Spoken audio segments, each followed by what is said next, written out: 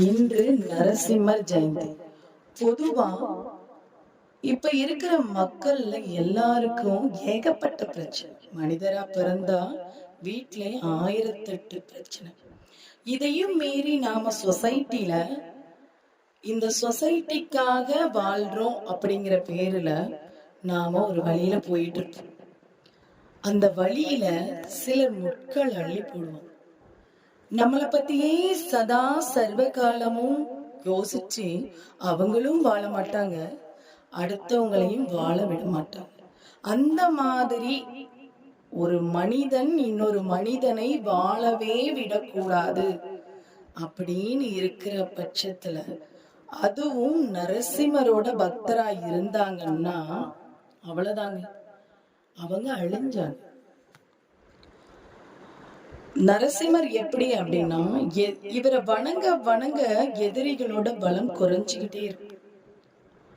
ஒரு வார்த்தை சொன்னார், ஒரு வார்த்தை அவர் முன்னாடி நின்று அப்பா நரசிம்மா அப்படின்னு கண்ணீர் விட்டா போதும், உடனே உடனே அதுக்கு சொல்யூஷன் கொடுக்கக்கூடியவர்.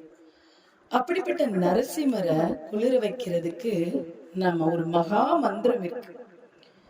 அத தினம் ஒரு 108 தடவை நமக்கு முடிஞ்ச நாள் எல்லாம் சொல்லிக்கிட்டே வந்தோம்னு வச்சுக்கீங்களேன், உங்களுக்கு எதிரிகளே இல்லைங்க. இதை எழுதி வச்சுக்கலாம். அதுவும் இன்னைக்கு நரசிம்ம ஜெயந்தி, இன்னைக்கு சொன்னீங்கன்னா ரொம்ப நல்லது. உக்ரம் வீரம் மகாவிஷ்ணு ஜவலந்தம் சர்வதோமுகம் நரசிங்கம் விஷ்ணம் தம்பத்ரம் மிருதியம் மிருதியம் நமாம்யகம். உக்ரம் வீரம் மகாவிஷ்ணும் ஜவலந்தம் சர்வதோமுகம் நரசிங்கம் விஷ்ணம் தம்பத்ரம் மிருதியம் மிருதியம் நமாம்யகம்.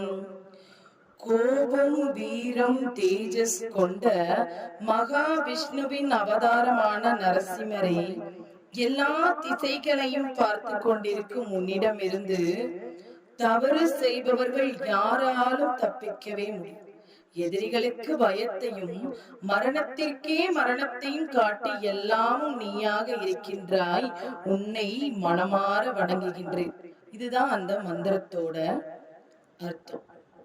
அர்த்தம் புரிஞ்சு இந்த மந்திரத்தை நீங்க 108 தடவை சொன்னீங்கன்னு வச்சுக்கீங்களேன், உங்களுக்கு எந்த பிரச்சனையும் இல்லை.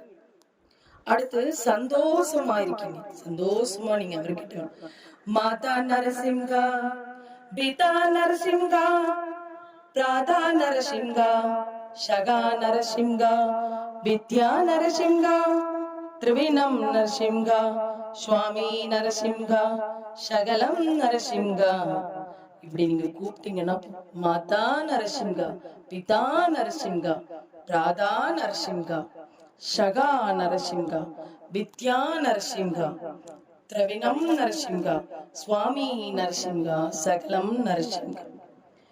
இந்த மந்திரத்துக்கு உருகிர் வருங்க.